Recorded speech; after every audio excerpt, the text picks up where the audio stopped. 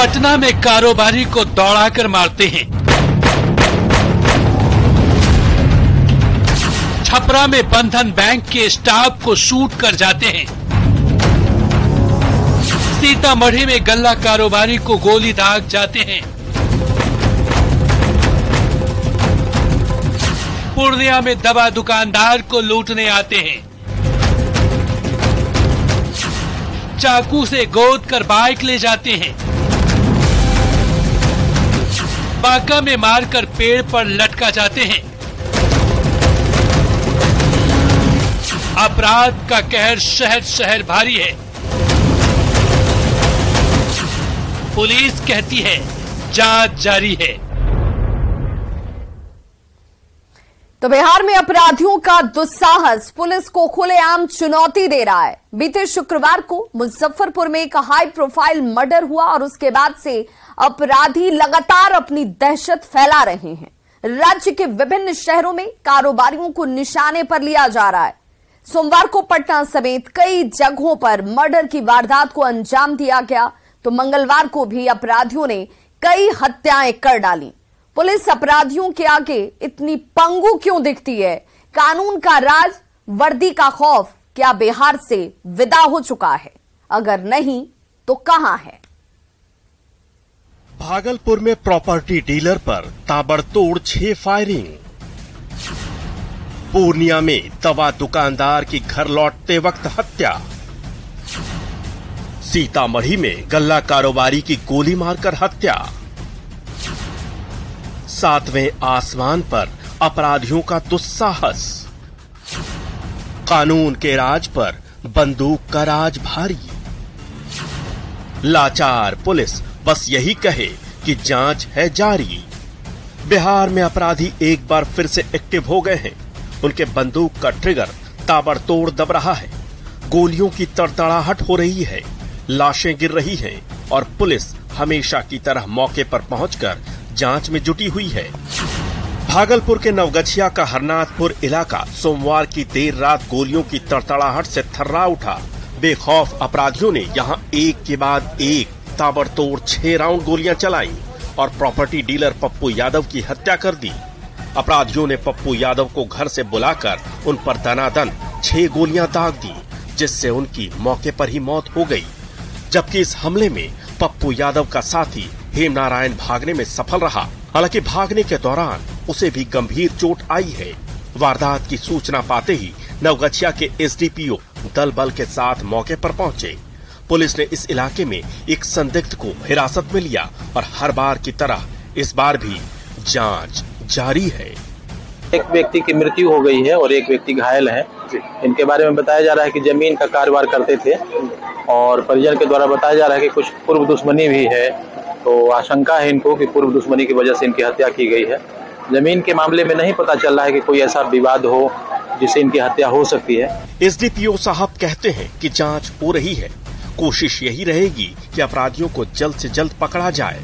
कोशिश तो होनी ही चाहिए, पर सवाल ये है कि अपराधियों में इतना दुस्साहस उपज कैसे रहा है? क्या पुलिस की वर्दी का खौफ खत्म हो चुका है? राजीव कुमार मेहता उर्फ राजीव मेहता सोमवार की रात अपनी दवा दुकान बंद कर घर जा रहे थे। इसी दौरान उन्हें अज्ञात अपराधियों ने घेर कर चाकू गोद दिया और उनकी हत्या कर दी। अपराधी राजीव की बाइक लूटकर फरार हो गए। मृतक के बड़े भाई बताते हैं कि राजीव की किसी से कोई दुश्मनी नहीं थी। तो कोई जो है वो वार किया है चाकू से रास्ते में, मतलब अपने मेडिकल से जो है डेरा की ओर आ रहा था। पूर्णिया कॉलेज के नजदीक अपना डेरा है, वहीं आ रहा था। इसी बीच में जो है कोई है नजीर चौक से 1 किलोमीटर बड़ी नहर सोतारी जाने के रास्ते में, वहाँ से आते आते जो है रास्ते में ही जो है। कुछ पता चला कौन आखिर क्या क्यों मारा होगा इसको? किसी से दुश्मनी ही नहीं था। दुश्मनी रहे किसी से तब ना। इसके पास कोई सामान वामान भी था? लूटपाट भी है क्या? लूटपाट बाइक जो है बाइक गायब है। बाइक नहीं है। हाँ, बाइक। लूट की एक खौफनाक वारदात पूर्णिया के कृत्यानंद नगर थाने के बेला रिकाबगंज नहर के पास अंजाम दी गई। बाइक लूट कर अपराधी आराम से मौके से फरार हो गए। राजीव मेहता को गांव के ही युवकों ने लहूलुहान हालत में देखा। उन्हें लगा कि मामला एक्सीडेंट का है। इसकी सूचना राजीव के घर वालों को दी गई। घर वाले फौरन मौके पर पहुंचे। राजीव को जीएमसीएच ले जाया गया। वहां से राजीव को एक निजी अस्पताल रेफर कर दिया गया, लेकिन तब तक राजीव जिंदगी की जंग हार चुके थे। सीतामढ़ी में भी अपराधियों ने आलू प्याज का कारोबार करने वाले व्यवसायी को बेधड़क निशाने पर लेते हुए उसकी हत्या कर दी। अपराधियों के इस हमले में दुकान का एक स्टाफ भी बुरी तरह घायल हो गया। हमलावरों ने गल्ला कारोबारी और उसके स्टाफ दोनों पर गोलियां चलाई थी। इस हमले में स्टाफ की जान तो बच गई, पर आलू प्याज का कारोबारी करने वाले राजीव मेहता ने मौके पर ही दम तोड़ दिया। सीतामढ़ी के मेजरगंज थाने के बेलवा पररी में हुई इस वारदात के बाद इलाके में दहशत है। और हो भी क्यों ना, कानून की छाती पर चढ़कर जब अपराधी तांडव मचा रहे हों तो दहशत क्यों न फैले। राज्य के सीएम नीतीश कुमार के सख्त निर्देश का भी जब कोई महत्व न रह जाए तो दहशत क्यों न फैले। लॉ एंड ऑर्डर को लेकर सीएम नीतीश कुमार पुलिस महकमे को साफ और सख्त निर्देश दे चुके हैं। निर्देश ये है कि पुलिस अपराध नियंत्रण में कोताही न बरते, तुरंत एक्शन ले। डीएम और एसपी मासिक दरबार लगाएं। डीएसपी और एसडीएम 15 दिनों में बैठक करें। सी और एसएचओ साप्ताहिक दरबार लगाएं। प्रति 1 लाख जनसंख्या पर 150 पुलिस बल की तैनाती हो। लॉ एंड ऑर्डर को लेकर सीएम का निर्देश यहीं तक सीमित नहीं है। उनका ये भी आदेश है कि सभी थानों में लैंडलाइन फोन एक्टिव रहे। अपराध के अनुसंधान में तेजी लाने का निर्देश भी सीएम ने दिया था, ताकि दोषियों पर जल्द कार्रवाई हो। सीएम ने ये भी स्पष्ट कहा है कि रात में गश्ती में किसी प्रकार की लापरवाही बर्दाश्त नहीं होगी। सीएम की ओर से दिए गए निर्देश इतने पर्याप्त हैं कि अगर उन्हें जमीन पर उतार दिया जाए तो कानून को चुनौती देने का दुस्साहस दिखाना मुश्किल हो जाएगा। पर पुलिस की इच्छा शक्ति प्रबल नहीं, कमजोर दिख रही है। यही कारण है कि अपराधी बेलगाम हो रहे हैं।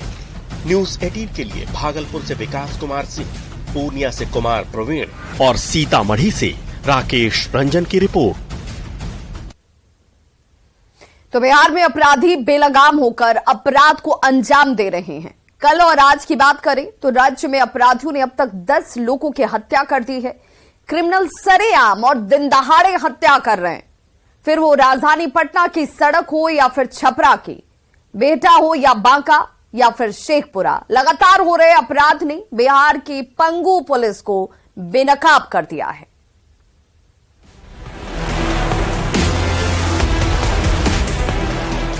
सीसीटीवी में कैद हुई हत्या की ये दिल दहला देने वाली तस्वीर राजधानी पटना की है। कदमकुआं थाना क्षेत्र में मौजूद बाबा ठाकुर बाड़ी के पास बाइक सवार अपराधियों ने नालंदा के रहने वाले रमेश को खदेड़कर 5 गोली मार दी, वो भी सरेआम।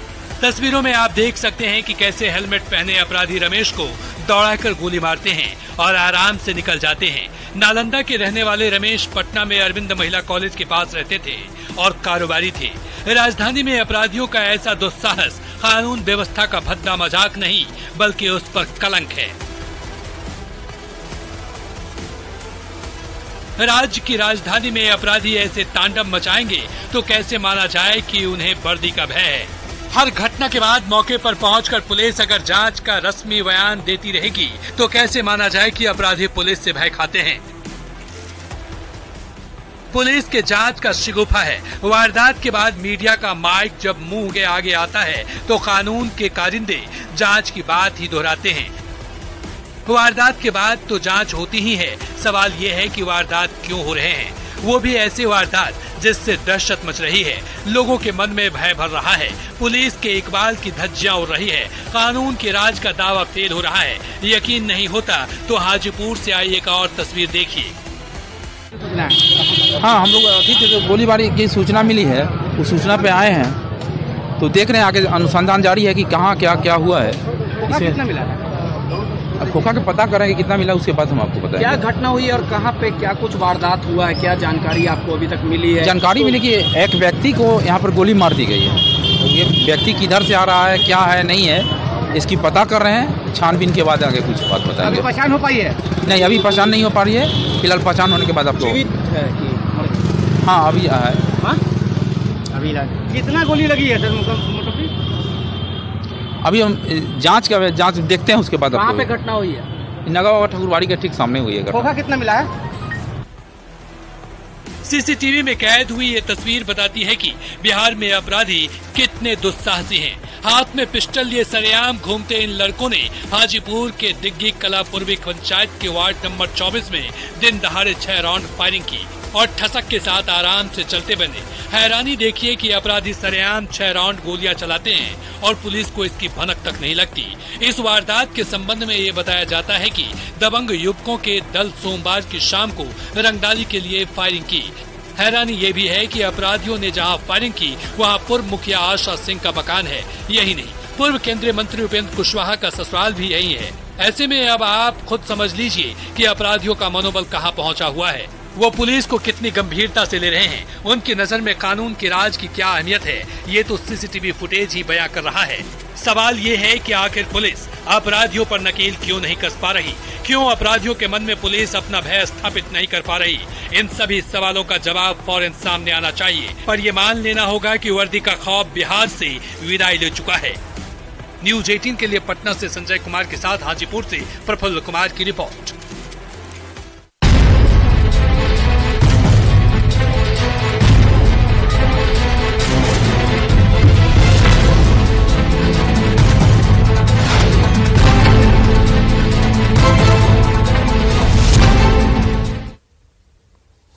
बिहार में कम बारिश की वजह से सूखे के हालात पैदा हो चुके हैं। मानसून की बेरुखी ने उत्तर बिहार से लेकर दक्षिण बिहार तक के खेत को सूखा कर दिया है। किसानों की निगाहें आसमान पर टिकी हुई हैं। धान की रोपनी बेहद चिंताजनक स्थिति में पहुंच चुकी है।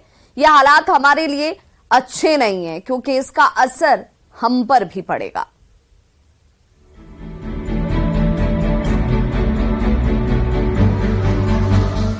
टुड्डू खगड़िया के रहने वाले हैं, किसानी करते हैं। उन्होंने अपने खेत को तैयार भी कर रखा है,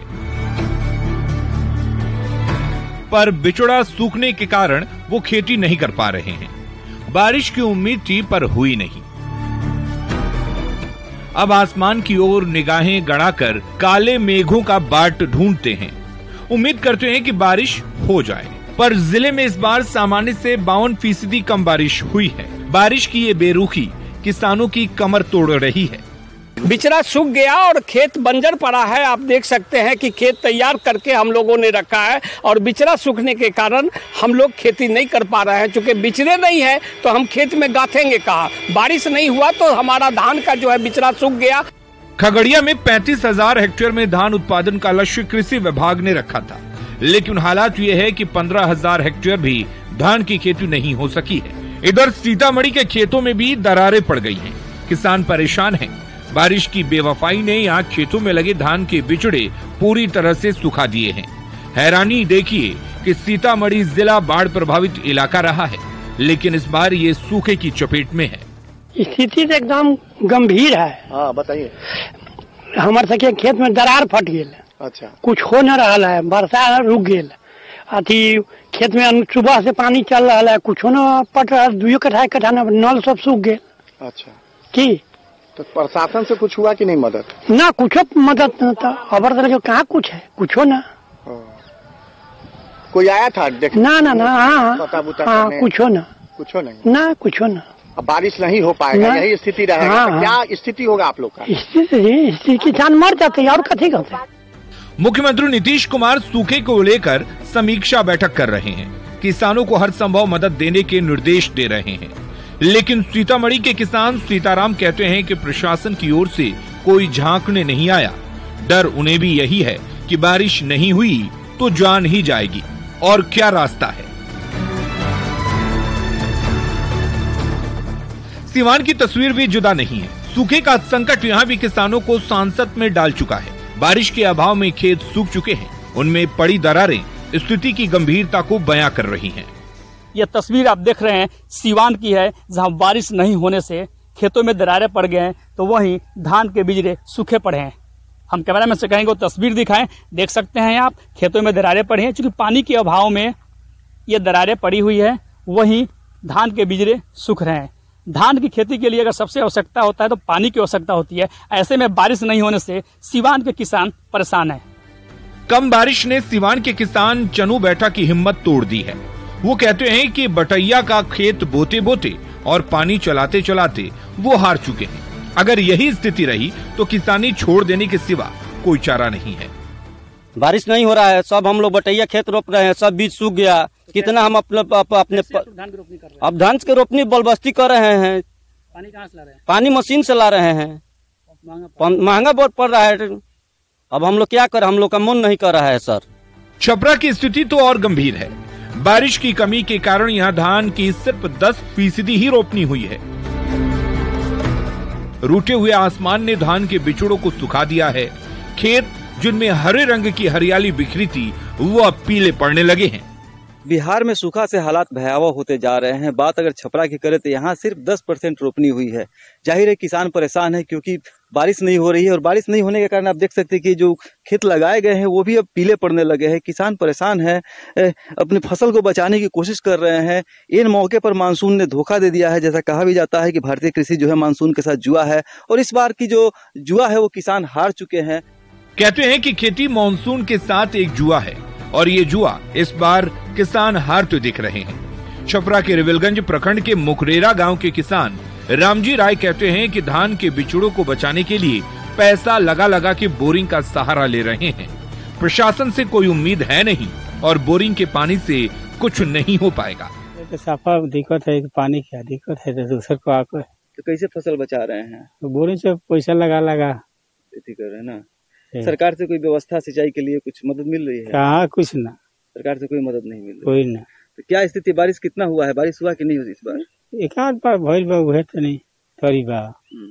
अब कहाँ साफा नहीं के होता और 10 दिन हो गए। अब बारिश ना हुई तो क्या स्थिति? कुछ ना हुई। बिहार में रूठे हुए मानसून ने किसानों का उत्साह तोड़ दिया है। दरार सिर्फ खेतों में नहीं पड़े हैं। मानसून की ये बेरुखी किसानों के जीवन यापन के मुख्य आधार भी दरकार रही है।